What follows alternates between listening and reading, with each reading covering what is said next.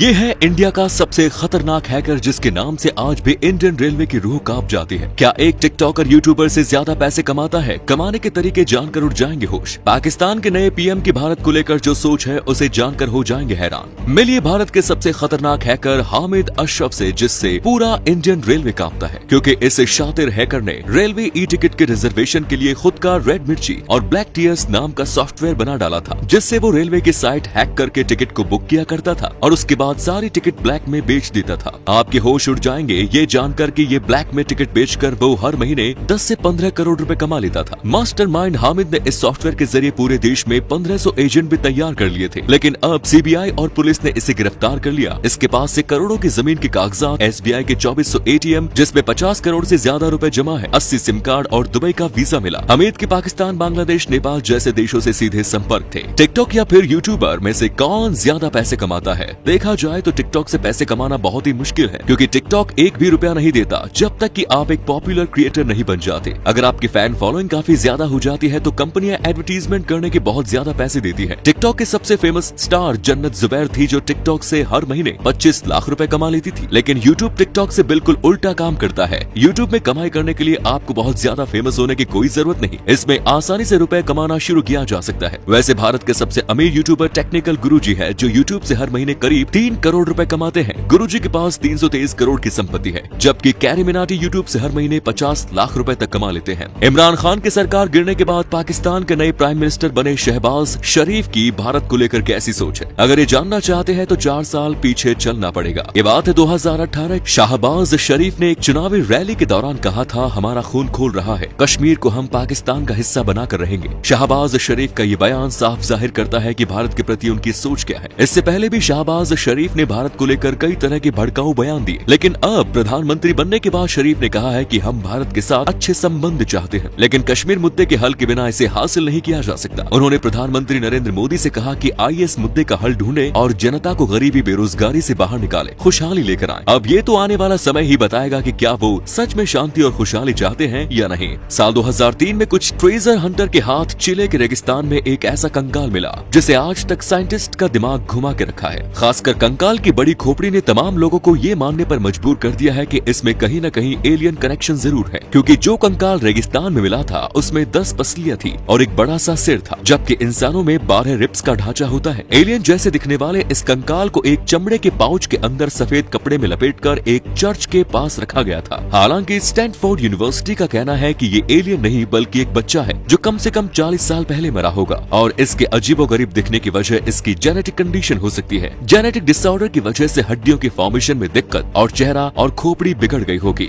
Ukraine पर हमला करने के बाद रूस को चारों तरफ से लगातार विरोध का सामना करना पड़ रहा है, फिर चाहे वो ओलंपिक ही क्यों न हो। लेकिन अब रूस की फुटबॉल टीम भी इस विरोध के चपेटे में आ गई है। पोलैंड, स्वीडन जैसे देशों ने रूस के खिलाफ फुटबॉल खेलने से साफ मना कर दिया था। इन टीमों के मना करने के बाद रूस को बड़ा झटका लगा, क्योंकि फीफा ने रूस को 2022 वर्ल्ड कप से बाहर कर दिया है। अब रूस की फुटबॉल टीम ना तो वर्ल्ड कप क्वालिफायर में खेल पाएगी और ना ही उसके क्लब यूईएफए के मैचेस में हिस्सा ले पाएगी। सभी देश इस वॉर में यूक्रेन के साथ खड़े हैं और फीफा ने भी यूक्रेन का साथ दिया है। रसिया की फुटबॉल टीम के बैन हो जाने के बाद रसिया की स्पोर्ट्स इकोनॉमी पर बहुत बुरा असर पड़ेगा। हैरानी की बात तो यह है कि जंग के चौथे दिन ही पुतिन को भी बैन कर दिया था। इंटरनेशनल जूडो फेडरेशन ने पुतिन को प्रेसिडेंट के पद से हटा दिया था। ऑस्कर 2022 में थप्पड़ कांड की असलियत जानकर आप भी हैरान हो जाएंगे। दरअसल विल स्मिथ की पत्नी जेडा ने जीआई जैन फिल्म के लिए अपने बाल कटवा लिए थे, लेकिन अब विल स्मिथ की पत्नी जेडा एलोपेसिया नाम की बीमारी से जूझ रही है। यही उनके गंजेपन की वजह है। इसी का मजाक उड़ाते हुए कॉमेडियन क्रिस रॉक ने ऑस्कर में कह दिया कि मैं जीआई जैन 2 का इंतजार कर रहा हूँ। ये मजाक सुनकर जेडा थोड़ी अनकंफर्टेबल हो गई, लेकिन विल स्मिथ हंस रहे थे। पर जब उन्होंने अपनी पत्नी की तरफ देखा कि वो अनकंफर्टेबल फील कर रही है, तब विल स्मिथ अपनी जगह से उठे और मंच पर रॉक की तरफ बढ़े। रॉक को लगा कि उनका जोक इतना मजेदार था कि स्मिथ स्टेज पर आकर कुछ कहेंगे, लेकिन फिर वो हुआ जो ऑस्कर के इतिहास में कभी नहीं हुआ। विल स्मिथ ने क्रिस को एक जोरदार थप्पड़ जड़ दिया।